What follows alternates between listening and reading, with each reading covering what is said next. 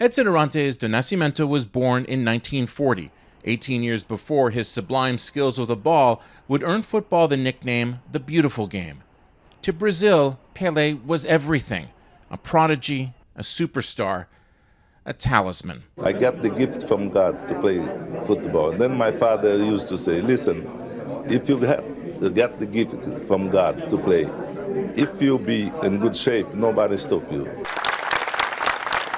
Outside the hospital where he was put in palliative care, his fans lit candles and contemplated a world without Pelé.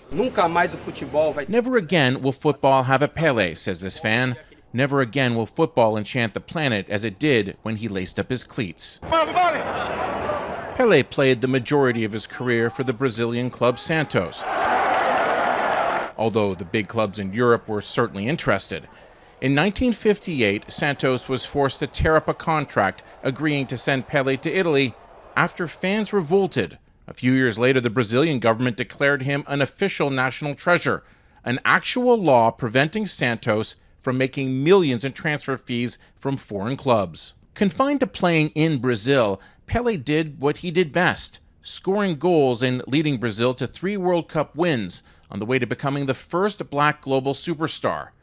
His influence was such that in 1969, 2 factions in the Nigerian Civil War agreed to a 48-hour ceasefire so they could watch Pelé play.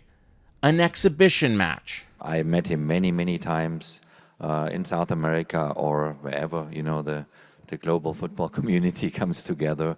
He's just such a wonderful person, and he's been the greatest of all. There's no doubt about it, Pelé. He finished his career playing in the U.S. for the New York Cosmos, drawing sold-out crowds in a country that was somehow in awe of Pelé while not fully understanding the game he dominated. After hanging up his cleats, he devoted his time to children's charities and improving social conditions for the poorest in Brazil. And as Brazil's sports minister, he stayed clear of the corruption that would engulf football, drafting legislation to create more transparency and fairness. One of his teammates once marveled at his fame, saying, "In some countries they wanted to touch him, in some they wanted to kiss him, in others they even kissed the ground he walked on." How beautiful is that? Mike Drolet, Global News.